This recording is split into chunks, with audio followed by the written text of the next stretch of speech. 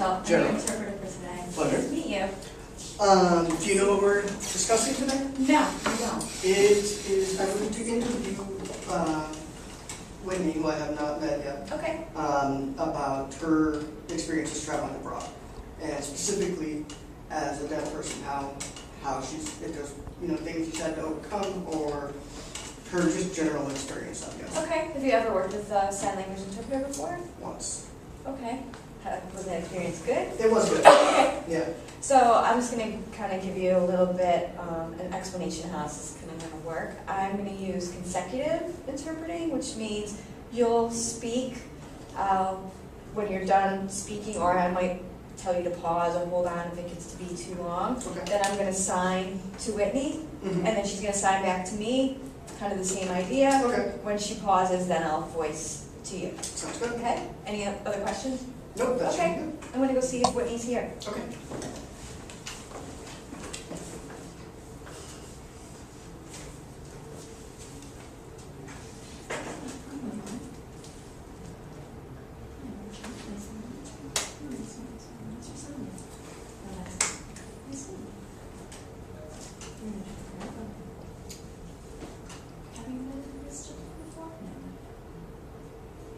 So do you know what his name is? Well, I understand he's right now about learning travel experience. He's a deaf person. Right. Okay, I just met him. We talked about that. So you're right, we have travel. Okay, let's go.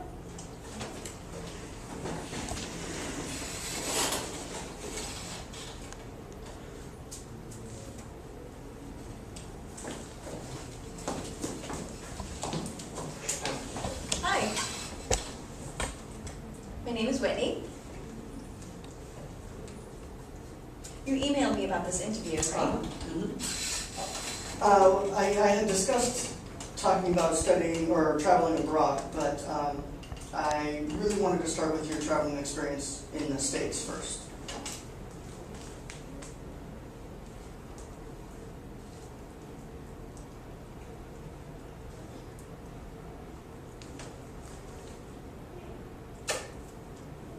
Okay, I have experienced both abroad and in the United States. Where in the United States?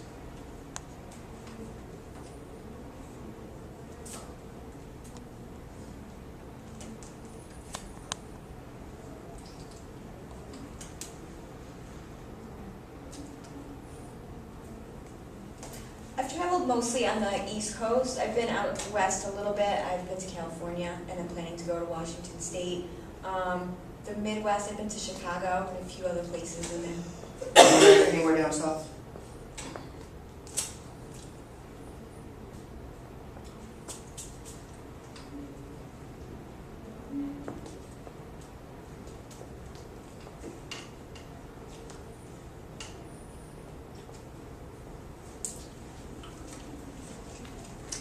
She has been to Florida, and she's also been to New Orleans. She lived in Florida, or I'm sorry, she lived in South Carolina for a little while.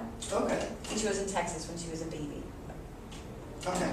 I think my first question would be,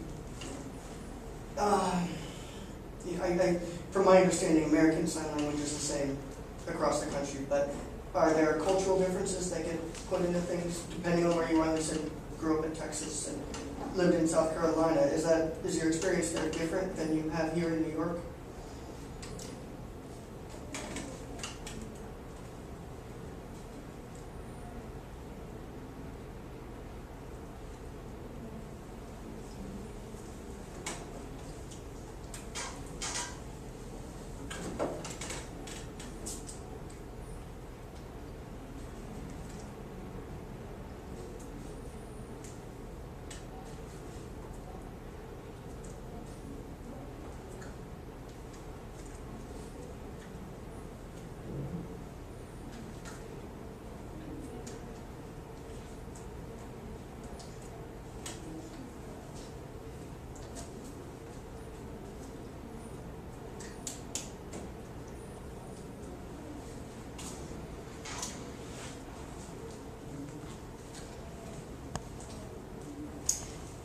Yes, I've noticed some different regional signs, like signs that would be used, for example, in New York, we use a sign for early.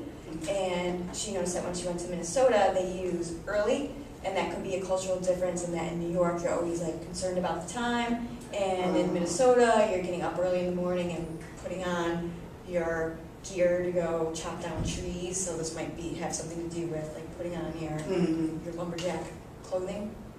Okay. The differences that you noticed, I mean, that didn't sound like anything big, but has there been any differences that were either good or adverse in your experience?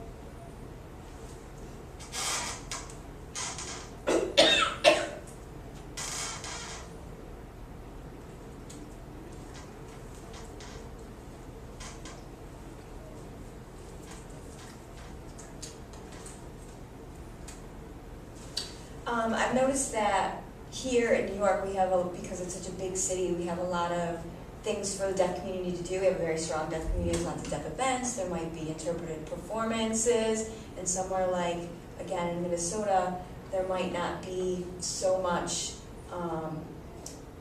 many events for deaf people to attend, or they might be different, like instead of going to a deaf happy hour in New York, you might go to a poker night somewhere in like the Midwest.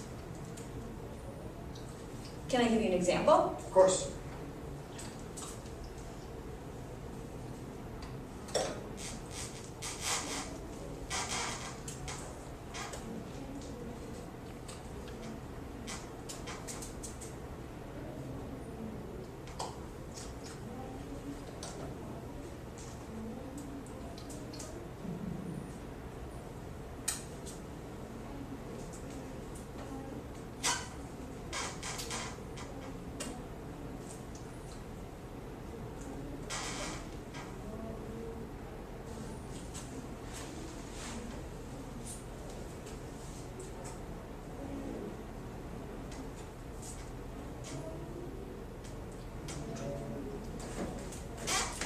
I've noticed myself, like I was born here in New York and I grew up in New York, and it's easy to get together with other members of the deaf community, and somewhere when I lived in South Carolina, I actually really didn't like living there too much because the deaf are very isolated. So there might, you might run into or see someone deaf once a week for dinner, or you might go to church and see somebody deaf, so you're kind of more isolated and don't have a lot of contact with the community.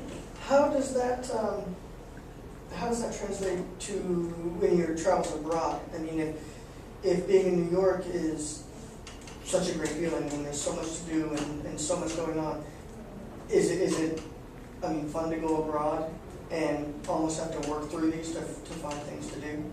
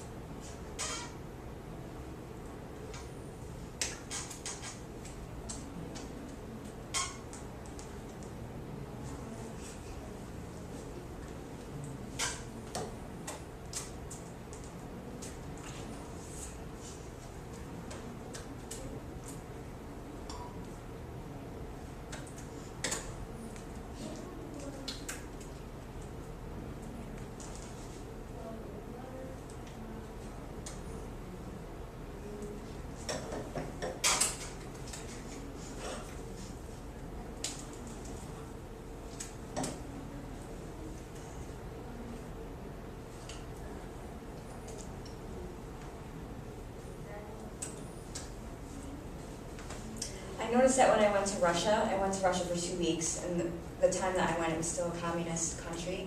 So we had a very strict itinerary that we were supposed to follow. We had a tour guide and a group that we were supposed to stay with. But I noticed when we were traveling around that there was some deaf Russian people, and we saw each other, and they kind of waved me over, and I actually left the group and went with them to socialize. And they said, okay, just stay with us and hang out with us until 7 o'clock. They kept gesturing 7 o'clock, and at 7 o'clock, they had all these Russian deaf people come to the place that they were at, because she was like the honored deaf American guest, and they kind of came to sort of meet her and socialize with her. How was communicating with Russian sign language, I suppose? Well, I was getting into that. I'm sorry, I let you go over time. The story was true, too. It happened, I've all taken it.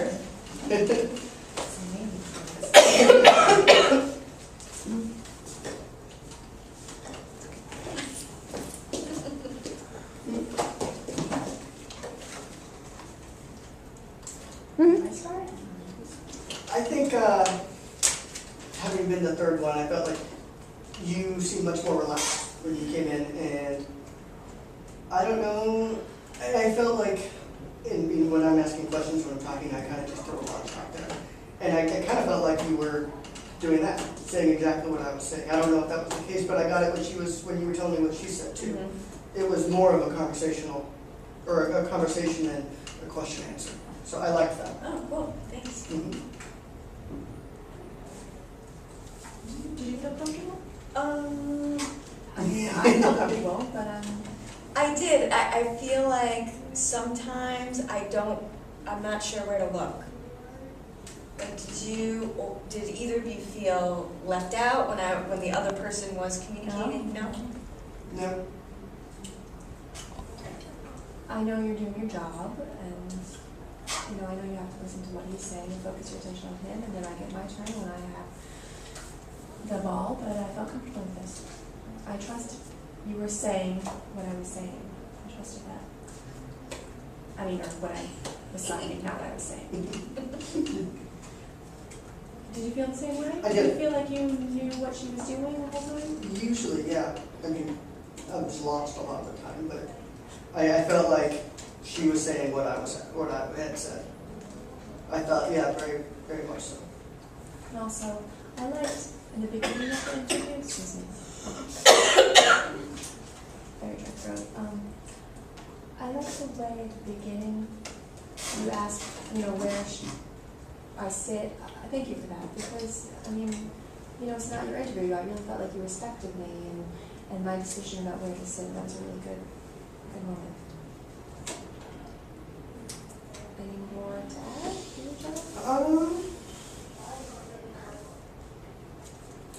Her signing was very clear. Was the assignment to do? Did you call it consecutive? Yes. That was the assignment. Mm-hmm. That explains a lot then. We were curious as they've gone along. That was the case. So. Right. Okay. Yeah, we're not up to Yeah. simultaneous yet. I never knew the name of that. That's interesting. Consecutive. I didn't know that's what it's called. I like the way you introduced the word, that formal professional word. I